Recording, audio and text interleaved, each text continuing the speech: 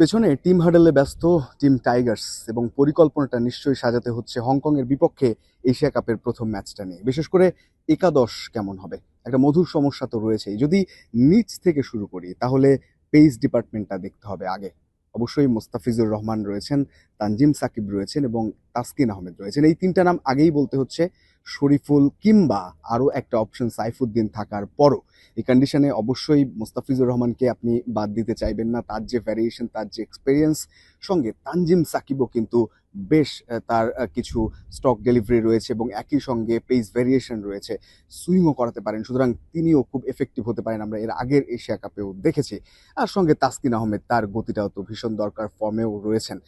এরপরে যদি স্পিন ডিপার্টমেন্টের কথা আপনি ধরেন, রিশাদ, তাকে বাদ দিয়ে বিবেচনা করার খুব একটা সুযোগ নেই, কারণ টি-20 আর লেগির সম্পর্ক একেবারে চিরাচরিতভাবে জড়িয়ে।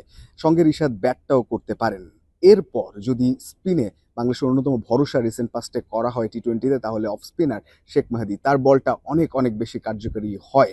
সুতরাং এই বোলিং সেট আপটা নিয়েই বাংলাদেশের নামার সম্ভাবনা অনেক বেশি। ব্যাটিংয়ের ব্যাপারটা যদি শুরু করি তাহলে ঠিক এরপরে জাকির আলী অনেক কিংবা শামীম পাটোয়ারি, এই জায়গায় হয়তো এই দুজনকে প্রেফার করা হবে। আরও অনেক অপশন রয়েছে, সোহান রয়েছেন, সাইফ হাসান রয়েছেন, কিন্তু এই জায়গাটা হয়তো তাদের দিয়েই পূরণ করা হবে কিংবা শামীমকে একটা সুযোগ দেয়া হতে পারে বলেই এখন পর্যন্ত মনে হচ্ছে। এরপর যদি ধরেন তাওহিদ হৃদয়, লিটন কুমার দাস, এই জায়গাটাও তো মোটামুটি সেট হয়ে আছে বাংলাদেশের। আর ওপেনিংয়ে তানজিদ তামিম, পারভেজ ইমন, খুব সহজ সমীকরণ এই মুহূর্তে এই দুই ইয়াং লেফট হ্যান্ডেড ব্যাট দিয়ে বাংলাদেশ শুরু করতে চায় এবং খুব ফায়ারি স্টার্টও সেক্ষেত্রে তারা করে দিচ্ছে।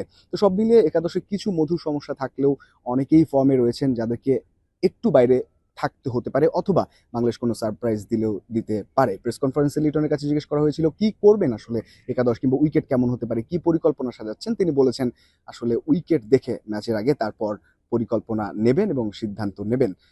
যেটাই হোক, তবে সেরা একাদশ নিয়ে অবশ্যই মাঠে নামতে চাইবে বাংলাদেশ, কারণ শুরুটা হংকংয়ের বিপক্ষে জয় দিয়েই তারা করতে চায়।